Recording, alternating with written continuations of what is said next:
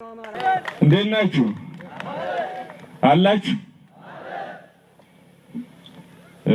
እኔ በቆምኩበት ቦታ በዚህ ቅጽበት ብትቆሙ ትንሽ ስሜታዊ ያደርጋል። በቅድሚያ እንኳን ለዚህ በጣም የተባረከ የተቀደሰ ቀን አደረሳችሁ። የአማራ ሕዝብ ከተኛበት እንዲነቃ፣ የአማራ ሕዝብ እንዲታጠቅ ሌት ተቀን ምንወተውተው ብቸኛው መውጫ መንገድ ይህ ስለሆነ ነው።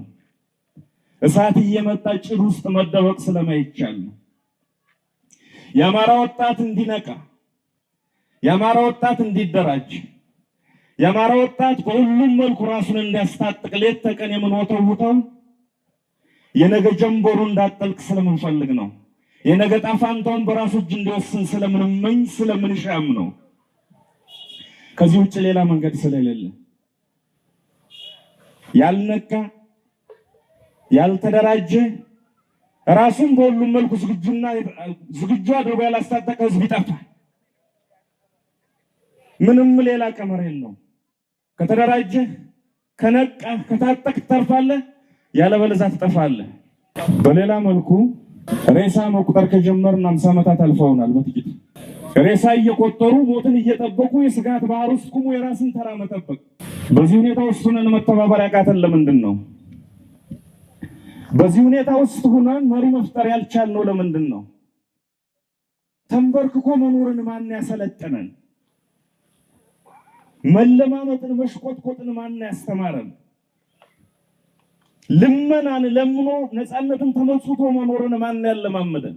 እንደ ከብት ዱላ ላይ ያዘው ሁሉ መነዳትን ማን ነው ሃሆ ያስቆጠረን? እንዴት ዱላ ያዘው ሁሉ እንደ በሬ ይነዳናል? እኔ በጣም ብዙ ላሞች ብዙ ከብቶች ካላቸው ቤተሰቦች ነው የወጣሁት።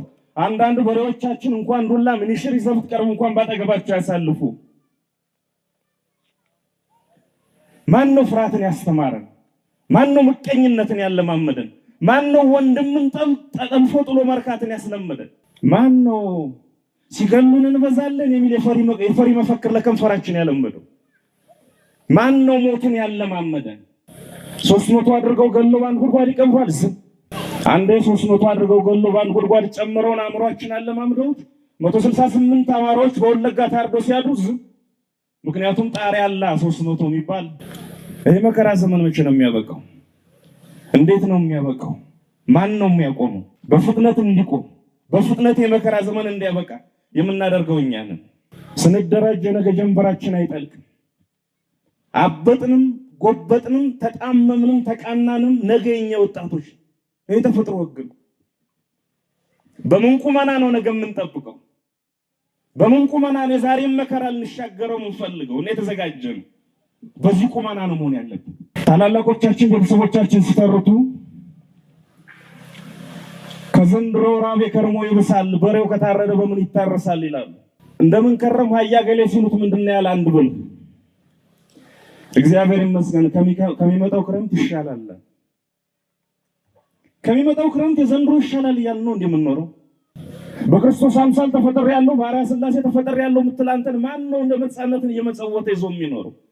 ሲፈልገው 100 እየገደለ ሲፈልገው በ200 እያጠፋ። ይህ ዘመን መብቃት አለበት፣ መቆም አለበት። ሌላ 50 ዓመት ሌላ ትውልድ መጠበቅ የለበትም። በዚህ ትውልድ መቆም አለበት። መገዛት ነው የሞት ሞት፣ መጨቆን ነው የሞት ሞት፣ ወንድምህን እያጣህ እንዳለ ማስመሰል ነው የሞት ሞት። አሁን ቁመን ስንሄድ ያለን ይመስለናል። በቃ ትለብሳለህ፣ ይመሻል፣ ይነጋል፣ ተበላለህ፣ ራስን ታታልላለህ። ግማሹ እናትን ከቦ ይደፍራል ያለው ይመስላል። ከፊሉ መቶዎች ያርዳል ያለው ይመስላል። ግን የለህም። አመንክም አላመንክም የሰው ልጅ ወይ ከነ ክብሩ ከነ ሙሉ ነፃነቱ በዚህ ምድር ላይ መኖር አለበት። ያለዛ ባይኖር ነው የሚሻለው። ኑር ያለው ቢልም የለም።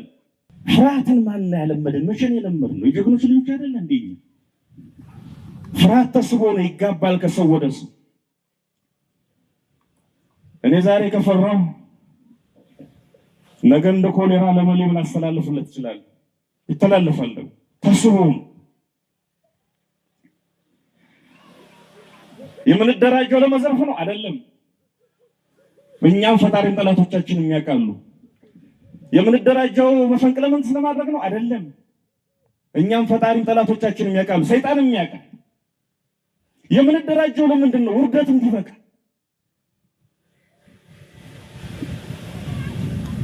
አንዳንዴ እየቃዡ ይሆን ወይ አልጅ ይሆን እላለሁ ከምኝታ የተነስቼ። ሰው እንዴት የወገኖችን የሞት ዜና በየቀኑ እየሰማ ይኖራል? ይኖር ነው። እንደራጅ። ደጋግሜ እንደምለው ሺህ ጊዜ መንቃት፣ ሺህ ጊዜ መሰባሰብ፣ ሺህ ጊዜ መደራጀት፣ ሺህ ጊዜ ራስን ማስታጠቅ ያስፈልጋል። ካልሆነ ይህን ዘመን አንሻገረውም። ህዝብ ይጠፋል። ማይጠፋ እንዳይመስላችሁ። ግማሹ ታርዶ ግማሹ ተውጦ ይጠፋል። ይህ በሰው ልጅ ታሪክ ውስጥ የታየ የተመዘገበ ነገር። ወይ ከነ ክብራችን እንኖራለን ወይ ከውርደት ጋር እንሞታለን። አንዱን መምረጥ ነው። መሀል ላይ መኖር አይቻልም። ወይ ነፃ ነው ወይ ባሪያ ነህ። አለቅ። እንዴት በክርስቶስ በአርአያ ሥላሴ ተፈጠር ያለው ምትል ሰው ባርነት ኑሮ ይህን 70 እና 80 ዓመት ትገፋለህ። ከሱም ከደረስክ በጣም ጥሩ ጅምር እንዳልኩት ተደስቻለሁ። ወንድሞች ኩራትም ተሰምቶኛል። ይህን ቀን በጉጉት ጠብቅ ስለነበረ መቀጠል ግን አለበት። መሰልጠን መሰልጠን መሰልጠን መሰልጠን መሰልጠን መሰልጠን፣ ራስን ማስታጠቅ በመሳሪያ ብቻ አይደለም፣ በስነ ልቦናችን ራስን ዝግጁ ማድረግ። ካለዛ የከበበንን ጨለማ እንዲሁ በዋዛ ምን ሻገረው አይደለም የሚሆነው። እንበርታ። እጅግ ብዙ ስራ ይጠብቀናል። በድጋሚ እንኳን ለዚህ ቀን አበቃችሁ። አንድ ጽንስ በ6 ወሩ የእናት ሆድ እያለ ብሔር አለው አሁን ባለው የኢትዮጵያ የፖለቲካ ሰማይ ስር። ስለሆነም ከእናት ሆድ ቀደው ወጥተው ይጥሉታል። የምንወዳቸው በሬዎቻችን ጃሪና ጀንበር፣ ጃሪና ኮሎ የአማራ ስለሆኑ ብቻ ብሔር አላቸው። ስለሆነም ገለው ይጥሏቸዋል። እየገደሉ እየጣሏቸው ነው። ስጋቸውን ይበላሉ፣ የተረፈውን ልጅ ይወረውራሉ። በዓለም ታሪክ ታይቶ በማይታወቅ ሁኔታና እንኳን አማራ ከሚወዳቸው በሬዎቹ ጋር ስጋው እኩል እየተበላ ነው ያለው።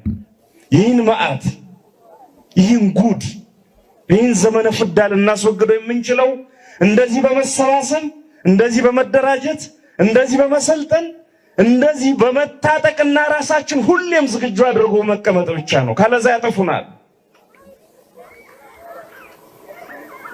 ደጀን ሰሞኑን ምን እንደተፈጠረ ሰምታችኋል? ደጀን አባይ ማዶ ራስን ኦነግ ሸኔ ነኝ ብሎ የሚጠራው በመንግስት የሚደገፈው ኃይል ደጀን ማዶ ፍልቅል ከተማና አካባቢው አማራዎችን አርዶ ከብቶችን በረት ውስጥ እንዳሉ ነው ያቃጠላቸው። ታላላቆቻችን ሲያቀራሩ እዛ ማዶ ሆኖ ክፉ ሰው ተጣራ፣ እዚህ ማዶ ሆኖ ክፉ ሰው ያለው ጎበዝ ተጠንቀቁ ነገረኛ ነው ይላሉ። ግልጽ መልእክት ነው ያለው። በዋግ በወሎ በጎንደር ሺዎች አልቀዋል በጥይት፣ ሺዎች እያለቁ ነው በጥይት፣ ሺዎች እያለቁ ነው በረሃብ። ያልተነካ የጎጃም አማራና ከፊል ሸዋ ቀርቷቸው አባይን ተከትለው እንደመቀነት ዙረው እየጠበቁ ነው ያሉ። ምቹ ጊዜ እያመቻቹ ነው ያሉ። ይመጣሉ ነገ። ዝግጁ ናችሁ? ዝግጁ ናችሁ? በጣም ጥሩ። ጠላት አባይ ማዶ ከነበሬዎቻችን ከነመኖዳቸው ላሞቻችን ይገለናል። አባይ ወዲህ ማዶ ያሉ የኛ አመራሮች ወጣቶቻችን ለምን ስፖርት ሰራላችሁ ብሎ እስር ቤት ያስራሉ።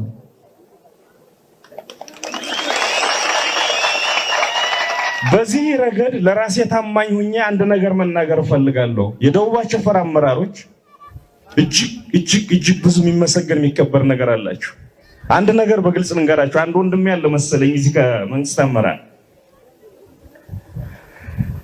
እኔ ደሞዝ አልቆርጥላችሁም ታውቃላችሁ፣ ሹመት አልሰጣችሁም፣ ከሹመት አልወርዳችሁም። ቅድም ወንድም ያስረስ ሲል እንደነበረው ግን በእርግጠኝነት መነግራችሁ ዛሬ ከላይ የሚመጣ ጫናን ተቋቁማችሁ ከጎን የሚመጣ ጉሽሚያን ተቋቁማችሁ ስለምናውቀው ነው ይሄን ብለው ወጣቶቻችሁ ተደራጅተው በዚህ ልክ እንዲዘጋጁ የፈጠራችሁ ቀዳዳ ነገ በኩራት ምናልባት ከዘመነ በላይ ምናልባት ከአስረስ በላይ ምናልባት ከነዚህ ፋኖች በላይ በእኔ አመራርነት ዘመን ሲሰለጥኑ ዝም ብያየዋቸው ወይን አይኔ ጨፈንኩላቸው ልጆች ናቸው ብላችሁ የምትኮሩበት ጊዜ ይመጣል። ፈተናውን አውቃለሁ። በግልጽ ልትመሰገኑ ስለሚገባ ነው። አንዳንድ አስቸጋሪ ኤሌመንትስ እንዳሉ አውቃለሁ። ቀስ እያለ ይስተካከላል። ቀስ እያለ ይስተካከላል። በአጠቃላይ ግን በተለይ ምስራቅ ጎጃም ተብሎ የሚጠራ አስተዳደር ወሰን ውስጥ ያሉ ወረዳዎችና አመራሮች በእጅጉ እያስቸገሩና ያሉ የሚስቱን ሆድ ቀዶ የ4 ወር ጽንስ እስኪያስወጣ ነው እንደሚጠብቀው ያመራር ነው የሚል ጉድ። ምን እስኪሆን ነው የምንጠብቀው? በዓለም ታሪክ አማራ ይጠፋል ስንል ህዝብ የማይጠፋ እንዳይመስላችሁ፣ ይጠፋል፣ ጠፍቶ ያውቃል። በዚህ 500 ዓመት ውስጥ እኮ 28 ነገሮች በኢትዮጵያ ፖለቲካ ሰማይ ስር ጠፍተዋል በአንድ ህዝብ ወረራ ምክንያት። በዓለም ላይ ብዙ ስልጣኔዎች ወድመዋል፣ ጠፍተዋል። ህዝቦች እንደ ማህበረሰብ ጠፍተዋል፣ ወድመዋል። መፍትሄው ቅድም እንዳልኩት ብቸኛው ማምለጫ ብቸኛው መውጫ ተደራጅቶ መጠበቅ ነው። ለምን ይመስላችኋል? 50,000 በላይ አማራ ከመተከል ከቤንሻንጉል ጉሙዝ ተብሎ ከሚጠራው ክልል በ5 ቀስተኛ ተነዶ የተባረረው ከብቱን ሳይዝ ንብረቱን ሳይዝ 5ቱ ቀስተኛ ተደራጅቶ ስለመጣ ነው። 4 ነጥብ። እንደራጅ፣ ጠላቶቻችንን መክት። እንደራጅ፣ ነጋችን በእጃችን እናረጋግጥ። እንደራጅ። አማራ የሚባል ህዝብ በኢትዮጵያ የፖለቲካ ሰማይ ስር ህልውናው ተረጋግጦ ኢኮኖሚ ተጠቃሚነት ተረጋግጦ ከሌሎች እህትና ወንድም የኢትዮጵያ ወገኖች ጋር ተቻችሎ ተከባብሮ በእኩልነት የሚኖርበትን ዘመን እናምጣ። ለአመራሮች እንደ ትንሽ ወንድም የምትሰሙኝ ከሆነ 27 ዓመት እናንተን ላያችን ላይ ጭነው እናንተም እግር ከወርች በመጫኛ ስራችሁ ለህዋቶች ሰጣችሁ ኖራችሁ ከአዲስ አበባ ስናባራችሁ ይዘዋችሁ አልሄዱ። ደብረጽዮን መቀሌ ሲሄድ ተከትሎ ሄደ አመራር ማን ነው? ማንን ነው ይዞ ሄዱ? ማንንም። ተወደደም ተጠላም አማረብንም አላማረብንም ነገዚሁ ሙቆይ ዘመነን ያክስት ልጅ ዘመነ፣ ወንድም ዘመነ፣ ያጎት ልጅ ዘመነ፣ አንተን ያበቀለው አፈር ያበቀለው ዘመነ ነው እዚህ አብሮ የሚኖረው። ነገ አብረን የምንኖርኛል። ስለዚህ ለመጣል ሄደው ገዢ ቡድን ሁሉ ያሸረገዳችሁ፣ ለመጣል ሄደው ገዢ ቡድን የታዛችሁና የተላላካችሁ ዘመነ ፋኖ አታሰልጥናት በለኝ። እቺ ህቅታ እስካለሽ ድረስ አሰለጥናል። ማንም አያስቆመኝ።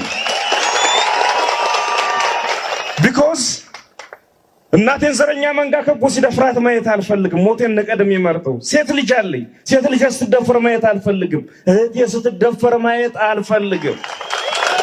አማራ ሲዋረድ ማየት አልፈልግም። ከምንም በላይ የማከብራት አያቶች ቅድመ አያቶች 4 ቅድመ አያቶች በጣሊያን ተሰቅለዋል ለኢትዮጵያ ብለው። እቺ ኢትዮጵያ 4 ቅድመ አያቶች የሞቱላት ኢትዮጵያ በዘረኛ መንጋ ስትፈርስ ማየት አልፈልግም።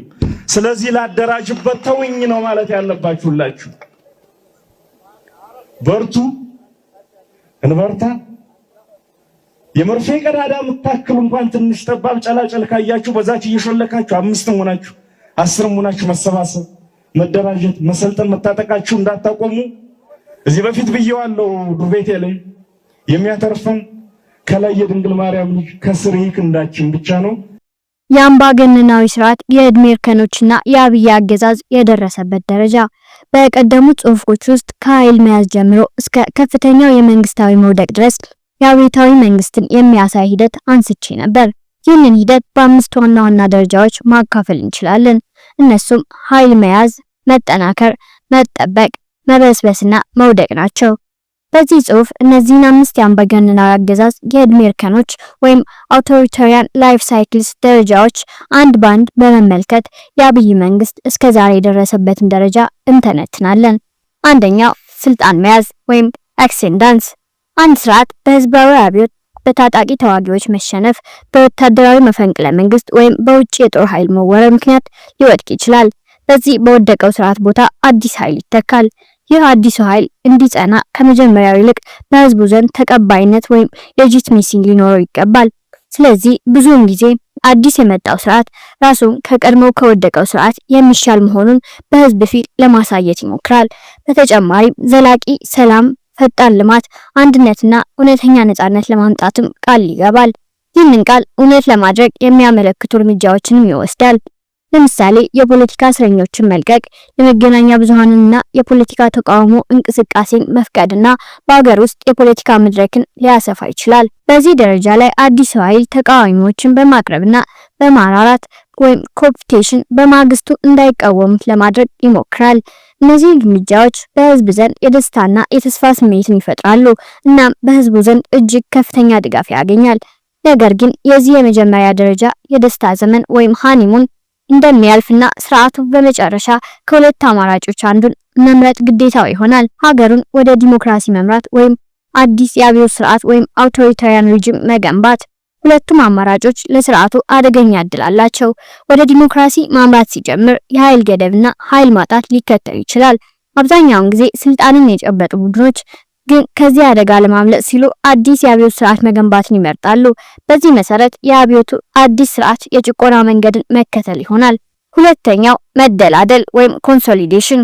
በዚህ ደረጃ አዲስ የአምባገነን ስርዓት ለመገንባት የወሰነው ቡድን ተወዳዳሪና ተቃዋሚ ግለሰቦችና የቡድን ኃይሎችን በመስበር የበላይነቱን ያረጋግጣል። ለዚህም አስተዳደሩ በመጀመሪያ የተስፋፋውን የፖለቲካ መድረክ ይገድባል። ተቃዋሚዎችንም በማዳከም ወይም በማጥፋት ከፖለቲካ ሜዳ ማስወገድን ይጠይቃል። ይህ ድርጊት ከህዝብና ከተቃዋሚ ኃይል ትልቅ ተቃውሞ ሊቀሰቅስ ስለሚችል በኃይል መስበርን ይጠይቃል። ወይም ከውጭ ኃይሎች የተነሳ የጸጥታ መደፍረስ ሊያመጣ ስለሚችል በኃይል መጠቀም ያስፈልጋል። ይህን ተቃውሞ ለመቋቋም በሶስት መስኮች የኃይል የበላይነት ማረጋገጥ ይጠይቃል። የጦር ኃይል፣ የኢኮኖሚ ብቃት እና የፖለቲካ ቁጥጥር። ማለትም በሌላ አነጋገር አዲስ አምባገነን መንግስት ለመፍጠር የሚሞክር ሰው ወይም ቡድን የጦርና የጸጥታ ኃይሎች ሀገሪቱን ሙሉ በሙሉ በመያዝ ተቃዋሚዎችን ወይም አማጽያንን በማጥቃት እጃቸውን እንዲሰጡ ወይም እንዲወገዱ ማድረግ አለበት። ለዚህ አፋጣኝ እርምጃ መሳካት በአምባገነኑ የሚያራምዱት ርዕዮተ ዓለምና ትረካ ከተቀናቃኞቹ የተሻለውን የሀገሪቱን ማህበረሰብ መማረክ መቻል አለበት። እንዲሁም ደጋፊዎችን ለመግዛትና ለወታደራዊ የበላይነት የሚከፈል ኢኮኖሚ ሊኖረው ይገባል። እንዲሁም ደጋፊዎችን ለመግዛትና ለወታደራዊ የበላይነት የሚከፍል ኢኮኖሚ ሊኖረው ይገባል። ስለዚህ ኢኮኖሚው ማደግ ብቻ ሳይሆን በገዢው ፓርቲ ቁጥጥር ስር መሆን አለበት። ገዢው ፓርቲ ወታደራዊ፣ ኢኮኖሚያዊና ፖለቲካዊ የበላይነትን አግኝቶ ተቀናቃኞቹን ሙሉ በሙሉ አደክሞ አስወግዶ ሀገሪቱን በራሱ የበላይነት ካረጋገጠ ስልጣኑን ያጠናከረ ነው ይባላል። ያ ሙከራው ካልተሳካ ደግሞ ወደ ሶስተኛው ምዕራፍ ከማለፉ በፊት ይገለበጣል ወይም ሀገሪቱ ለፖለቲካ ውድመትና ለረጅም ጊዜ ግጭት ትጋለጣለች። ሶስተኛው መጠበቅ ወይም ማቆየት ፕሪዘርቬሽን። አምባገነን መንግስት የስልጣኑን ተቃዋሚዎች በሙሉ አስወግዶ ስልጣኑን ካጠናከረ በኋላ ቀጣዩ እርምጃ ያንን የበላይነቱን እንዳይናድ መጠበቅ ነው። ስለዚህ በስልጣን ላይ ካሉት የተለዩና ያንን ኃይል በጥቂቱም ቢሆን ሊነኩ የሚችሉ አስተሳሰቦችና እንቅስቃሴዎች እንዳይፈጠሩ መከላከል ያስፈልጋል።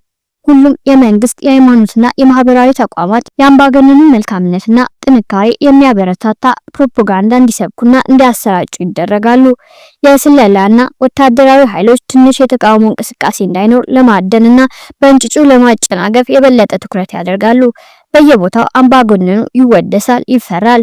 ሀገሪቱ በስልጣን ላይ ባለው ግለሰብና ቡድን ፍላጎት እና ምኞት ውላ ታድራለች። አራተኛው መበስበስ ወይም ዲኬ። አምባገነን መንግስት ስልጣኑን ተቆጣጥሮ ከአደጋ ሊጠብቀው ቢችልም በሂደቱ መበስበስ ይጀምራል። አንድ ገዢ አካል ስልጣንን ከመጠበቅ ወደ መበስበስ ለመሸጋገር የሚፈጀው ጊዜ እንደየሀገሩ ሊለያይ ይችላል። የዚህ ልዩነት ምክንያቶች የኢኮኖሚ እድገት መጠንና የዚያ እድገት ምንጭ፣ የውጭ ድጋፍ፣ አምባገነንነትን የሚመራው ሰው ወይም ቡድን ብስለትና ብቃት፣ በህዝቦች መካከል ያለው የብሔርተኝነት ባህሪና ቅርጽ ወዘተ ናቸው። በእነዚህ በተዘረዘሩ ምክንያቶች አምባገነን መንግስታት ከቆይታ አንጻር ቢነጻጸሩ ወደ መበስበስ ምዕራፍ መግባታቸው የማይቀር ነው። ስልጣኑን ያጠናከረና ወደ እረፍት የገባ አምባገነን መንግስት ጫና ውስጥ ስላልነበረ ራሱን መርሳት ይጀምራል። በሱ ጊዜያዊ ስኬትና በደጋፊዎቹ ፕሮፓጋንዳ የተነሳ አምባገነኑ ራሱን ከተፈጥሮ በላይ እንደሆነና የተለየ ችሎታ እንዳለው አድርጎ ማየት ይጀምራል። በዙሪያው ያሉ ባለስልጣኖች በምስጋና ሰጥተው የራሳቸውን ጥቅም ያስጠብቃሉ። ነገር ግን የሀገሪቱን ችግሮችና ጉድለቶች አይነግሩትም። የባለስልጣናቱ ፉክክር በትድበራ ሳይሆን አምባገነኑን በማወደስ ላይ ይሆናል። ይህም አምባገነኑ የሀገሪቱን አስተዳደራዊና ኢኮኖሚያዊ ደህንነት በተጨባጭ መረጃ እንዳያገኝና የእርምት እርምጃዎችን እንዳይወስድ ያደርገዋል። በተጨባጭ መረጃ ላይ ተመርኩዞ የእርምት እርምጃ ለመውሰዱ ሙስና በፍጥነት ያስፋፋል፣ በስርዓቱ ውስጥ አንጃዎችን ይተክላል፣ እንዲሁም የህዝቡን ቅሬታ እያባባሰ ይሄዳል። በስርዓቱ ውስጥ ያሉ ሰዎችና ቡድኖች እንደቀድሞ ለገዢው ፓርቲ ጥቅም የማይጨነቁና የራሳቸውን ጥቅም የሚያስቀድሙ ይሆናሉ፣ ወይም ፕራይቬታይዜሽን ኦፍ ሬንት። ይህ ወደ ከፍተኛ ፉክክርና በቡድኖች መካከል አለመግባባት፣ የስነ ምግባር ውድቀትና ውስጣዊ ምስጢሮች እንዲወጡ መንገድ ይከፍታል። ሁኔታው እየባሰ በሄደ ቁጥር የአስተዳደር አገልግሎቶች የተበታተኑና የጸጥታ ስራዎች የተበላሹ ይሆናሉ። ስትራቴጂካዊና የታቀደ የመንግስት አስተዳደር ሲዳከም የኢኮኖሚ እድገት ይቀነጭራል። የግል ሙስና ተግባር ከአምባገነኑ ስርዓት ጋር በተያያዙትና በተራ ዜጎች መካከል ያለውን የኑሮ ደረጃ ያሰፋዋል።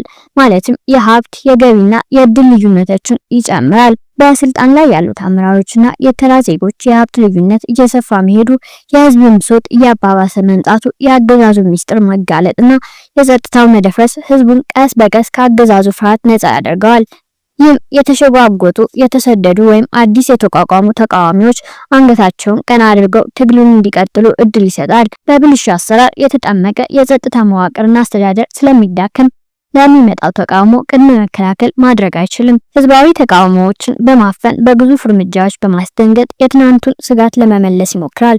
በአንጻሩ በተጨባጭ መረጃ ላይ ያልተመሰረተና በስልት ያልታቀደ የኃይል እርምጃ የሀገር ውስጥ ተቃውሞና የዲፕሎማሲ ጫናን ይበልጥ ያጠናክራል። እነዚህ ሁኔታዎች እየተባባሱ ሲሄዱ ስርዓቱ መዳን የማይችልበት ደረጃ ላይ ይደርሳል። በመበስበስ ደረጃ ላይ የደረሰ የአምባገነን መንግስት ተበልቶ እንዳለቀ ዝግባ ነው። አንድ ቀን መሬት መድረሱ አይቀሬ ነው። አምስተኛው መገርሰስ ወይም ኮላፕስ። አምባገነን ስርዓት ራሱን ማደስ ካልቻለና የመበስበስ ምልክቶች ሲታዩ በኢኮኖሚ በፖለቲካዊና በጸጥታ ላይ ያለ ችግሮችን መፍታት ካልቻለ በፍጥነት ይዳከማል እናም ሽባ የመሆን እድል ያመጣል። ይህ መዳከም ህዝባዊ አመጽን ወይም የአማጽያን እንቅስቃሴዎችን በማበረታታት ውድቀቱን ያፋጥናል። እዚህ ደረጃ ላይ የደረሰን አገዛዝ ህዝባዊ አመጽና ሽምቅ ውጊያ ፈጥኖ መጣል ቢያቅተውም በራሱ በአገዛዙ ጦር ሊገረሰስ ይችላል። አንድ ገዢ አካል እዚህ ደረጃ ላይ ከደረሰ በኋላ የሚቆይበትን ጊዜ የሚወስነው የተቃዋሚዎች ስልትና ተግባር ነው። የአብይ አህመድ አገዛዝ በየትኛው ምዕራፍ ላይ ነው? ከላይ ከተጠቀሱት 5 ምዕራፎች በመነሳት የአብይ አህመድ አገዛዝ የቱ ደረጃ ላይ ነው? እስቲ አንድ ባንድ እንያቸው። አብይ ወደ ስልጣን እንደመጣም ከላይ እንደተገለጸው የመጀመሪያው ምዕራፍ አካሂዷል። ነጻነትን፣ ዲሞክራሲና አንድነትን ቃል ገብቷል። የፖለቲካ እስረኞችን በመፍታት የሚዲያ ክልከላዎችን በማንሳትና በስደት የሚገኙ የፖለቲካ ፓርቲዎችን ወደ ሀገራቸው በመመለስ የፖለቲካዊ መስክ ወይም ሜዳ አስፋፍቷል። ይህም ከፍተኛ ድጋፍ አስገኝቶለታል። በቀደመው ስርዓት ሲሰቃዩ የነበሩትን የብዙሃን ስሜት ውስጥ በመክተት ከጎኑ ማሰለፍ ችሏል። በሁለተኛው የስልጣን ማጠናከሪያ ምዕራፍ ግን እንቅፋት ገጠመው። ከላይ እንደገለጽኩት በሁለተኛው ምዕራፍ ኃይልን በሁለት መንገድ ማጠናከር ይቻላል። አንደኛው ሀገሪቷን ወደ ዲሞክራሲያዊ ስርዓት መምራትና በህዝብ ይሁንታ ስልጣኑን ማረጋገጥ ወይም አዲስ አምባገነን ስርዓት በመገንባት ተቃዋሚዎችን አስወግዶ የበላይነቱን በማግኘት ነው። አብይ ሁለተኛውን አማራጭ መርጦ አዲስ አምባገነን ስርዓት ለመገንባት ሞከረ። ይህ ግን አምባገነናዊ ምኞቱና የሀገሪቱን ተስፋ ለከፋ ችግር አጋለጠ። ከላይ እንደተገለጸው አዲስ አምባገነን ስርዓት መገንባት ወታደራዊ፣ ኢኮኖሚያዊና ፖለቲካዊ የበላይነትን ይጠይቃል። ገዢው አካል ጠንካራ ወታደራዊ ኃይል፣ ጠንካራ የህዝብ ድጋፍና ጠንካራ ኢኮኖሚ ቁጥጥር ከሌለው ተቃዋሚዎችን ለማፈንና ለማጥፋት የሚያደርገው ጥረት አይሳካም። የኃይል የበላይነት አለመረጋገጡ አገዛዙና ሀገሪቷን ወደ ግጭት ይመራል። ምክንያቱም ተቃዋሚዎችንና አመፅን በፍጥነት ማስወገድ ስለማይችል። በዚህ ጊዜ የአንድ ሰው ወይም ቡድን የበላይነት የሚረጋገጥበት አዲስ አምባገነናዊ አገዛዝ ወይም አውቶሪታሪያን ሩል የመገንባት ምኞቶችና እቅዶች የተጨናገፉበት አኖክራሲ እንዲፈጠር ይጋብዛል። የአኖክራሲያዊ ስርዓት ዋና መገለጫዎች የረዥም ጊዜ ግጭት፣ መንግስት ሁሉንም የአገሪቱን ክፍሎች መቆጣጠር አለመቻሉ፣ በመንግስትና መንግስታዊ ባልሆኑ አካላት መካከል ሁከት መባባስ ናቸው። አብይ ላይ የደረሰውም ይሄ ነው። አንድ ገዢ ፓርቲ የአምባገነን ስርዓት ለመገንባት ስኬታማ እንዲሆን ወታደራዊ ኃይል የበላይ መሆን አለበት ብለናል። ለዚህ ደግሞ ስልጣን ከያዘ በኋላ የገነባው ሰራዊት ሊኖረውና ሀገሪቱ የነበራትን ጦር መተካት አለበት። ይህ የሚሆነው ቡድኑ በትጥቅ ትግል ወደ ስልጣን ከመጣ ነው። ሁለተኛው እድል የሀገሪቱን ወታደራዊና የደህንነት ኃይሎች በፍጥነት መቆጣጠር፣ በስልጣን ላይ ላለው አዲስ ቡድን ታማኝ እንዲሆን ማድረግ ነው። ብዙ ጊዜ ይህ የሚሆነው ሰራዊቱ በመፈንቅለ መንግስት ስልጣን ከያዘ ነው። እንደሚታወቀው አብይ ወደ ስልጣን ሲወጣ የሀገሪቱ ጦርና የደህንነት ኃይሎች ተገንብተው ታማኝነታቸው ከዚያ በፊት ስልጣን ላይ ለነበረው ቡድን ነበር። በኢኮኖሚ አብዛኛው የሀገሪቱ ሀብት ከአዲሱ ፓርቲ ቁጥጥር በላይ ነበር። በፖለቲካዊ መልኩ ሀገሪቱ በብዙ ባላንጣ ብሔርተኝነት የተሞላችበት ወይም ሃይተንድ ቫይራል ናሽናሊዝምስ ወቅት ነበር። በተጨማሪም አዲሱ አንጃ ወይም ቡድን የወጣበት ማህበረሰብ ወይም ኮንስቲቱንሲ አምባገነንነትን ለመደገፍ የሚያስችል ባህል የለውም። አብይ አዲስ አምባገነን ስርዓት ለመፍጠር ባልፈቀዱት በእነዚህ ሁኔታዎች ውስጥ አምባገነን ለመሆን መከረ። የዚያ ሙከራ ውጤት አብይና ቡድኑን አዲስ አምባገነናዊ ስርዓት ለመገንባት የሚያስችል ጥንካሬ እንዳያሳድጉ አደረጋቸው። የፖለቲካ ምህዳሩን ለማጥበብና የበላይነት ለማግኘት መንቀሳቀስ ሲጀምር ህዝባዊ አመጽ ገጠመው። አመጹን ለመስበር መሞከር የቀድሞ ታጣቂዎች እንዲጠነከሩና አዲስ እንዲወለዱ መንገዱን ከፈተላቸው። መንግስት የትጥቅ ህዝባዊ እምቢተኝነትን ማሸነፍ ባለመቻሉ አብይ የስልጣን የበላይነትን እንዳያገኝ አድርጎታል።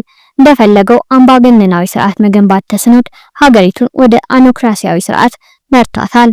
አንድ ገዢ ፓርቲ አዲስ አምባገነናዊ ስርዓት በመገንባት ስልጣኑን ለማጠናከር የሚያደርገው ሙከራ የስልጣን የበላይነትን ማስከበር ባለመቻሉ ሲከሽፍ ወደ ሶስተኛው የስልጣን ማቆያ ምዕራፍ መሸጋገር አይችልም። ከላይ እንደተገለጸው ሶስተኛው ምዕራፍ አምባገነኑ የስልጣን የበላይነትን አግኝቶ የሚቃወሙትን ኃይሎች ሁሉ አሸንፎ አልጋውን አመቻችቶ የሚገዛበት ነው። የኃይል የበላይነትን ማስፈን፣ ተቃዋሚዎችን ማስወገድና ሀገሪቱን ማረጋጋት ካልተቻለ ወደ ሶስተኛው ምዕራፍ የመሸጋገር እድል አይኖረውም። ስልጣንን ለማጠናከር በሚደረገው ትግል ጉልበት ስለሚያባክን አገዛዙ ስልጣንን ወደ ማቆየት ደረጃ ከመሸጋገሩ በፊት መዳከም ይጀምራል። ይህ ማለት በምዕራፍ 2 ላይ የተደረገው ሙከራ አልተሳካም። እናም ወደ ምዕራፍ 3 ከመሄዱ በፊት ሳይሳካለት ዘሎ ወደ ምዕራፍ 4 ወይም መበስበስ ይገባል ማለት ነው። አብይ አህመድም ተመሳሳይ ነገር ነው የደረሰበት። አዲስ አምባገነን መንግስት በመገንባት ስልጣኑን ለማጠናከር ሲሞክር አመጽ ተነሳበት። አማጽያንን ለማሸነፍ የኃይል የበላይነት ስላላደበረ ሀገሪቱ የህግና የስርዓት ውድቀት ውስጥ ወይም ብሬክዳውን ኦፍ ሎው ኤንድ ኦርደር ገባች።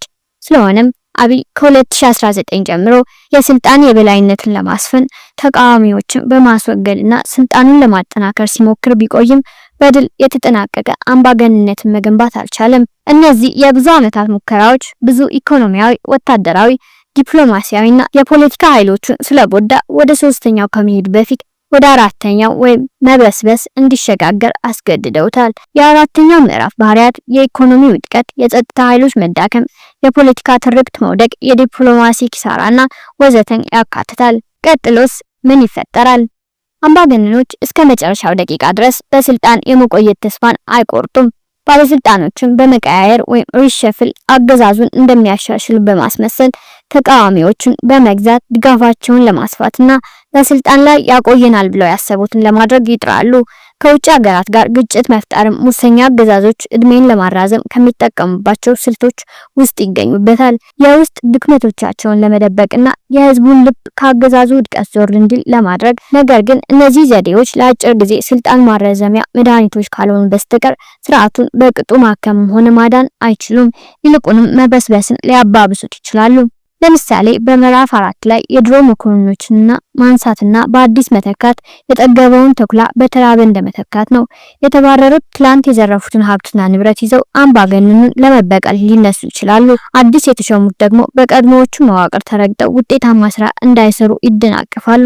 አንዳንድ አዲስ መጤዎች በስርዓቱ ላይ ፀሐይ እየጠለቀች እንደሆነ ስለሚያውቁ ፈጥነው ይገባናል የሚሉትን ድርሻ በመዝረፍ የህዝቡን ቅሬታ ያባብሳሉ። ከውጭ ሀገር ጋር ግጭት ውስጥ መግባት የህዝብን ልብ ለጊዜው ለማዞር የሚጠቅም ቢሆንም በተዳከመ ኃይል ጦርነት ውስጥ መግባት ድልን ማረጋገጥ ስለማያስችል ሽንፈትን ሊያፋጥን ይችላል። በአጠቃላይ አብይ አዲስ አምባገነናዊ ስርዓት በመገንባት ስልጣኑን ለማጠናከር ያደረገው ሙከራ ሳይሳካለት ቀርቶ ስልጣኑን ከማቆየት ይልቅ ስልጣኑ ወደ መበስበስ ደረጃ እንዲሸጋገር አድርጎታል። ከእንግዲህ የማገገምና ቀሪውን ስልጣን ወደ ማጠናከሪያ ደረጃ የመመለስ እድል የለውም። ምንም ያህል ቢሞክር የበላይነቱን ማሳካት አይችልም። ፖለቲካዊ፣ ኢኮኖሚያዊና ወታደራዊ አቅሙም ከጊዜ ወደ ጊዜ በፍጥነት እያሽቆለቆለ ይገኛል። የሚቃወመው እየበዛ ነው። የተለያዩ ዘዴዎችን በመጠቀም ወደ ደረጃ 5 ወይም መውደቅ ላለመግባት ማሴር ይችል ይሆናል። በእነዚህ ስልቶችም ለጥቂት ጊዜ ስልጣኑን የማራዘም ሀሳቡ ቢሳካለትም በአራተኛው ምዕራፍ ላይ ይቆያል እንጂ ወደ ኋላ ተመልሶ ስልጣኑን የሚያጠናክርበትና የሚቀጥልበት መንገድ አይኖረውም። ነገር ግን ይህ አራተኛው ምዕራፍ በረዘመ ቁጥር የአገዛዙ ስቃይ እየሰፋ ህዝብና ሀገር የሚከፍሉት ዋጋ እየጨመረ ይሄዳል። አሁን ባለንበት አራተኛው ምዕራፍ ኢትዮጵያ የወደቀች ሀገር ወይም ፌይልድ ስቴት ሆናለች። የዚህ ምዕራፍ መራዘም በቅርቡ የሀገሪቱን አጠቃላይ ውድቀትንም ሊያስከትል ይችላል። ስለሆነም ይህንን አራተኛ ምዕራፍ ማሳጠርና ህዝባችንና ሀገራችንን ማዳን አሁን የምናካሄደው ትግል ዋነኛ ዓላማ ነው። ጃዋር መሐመድ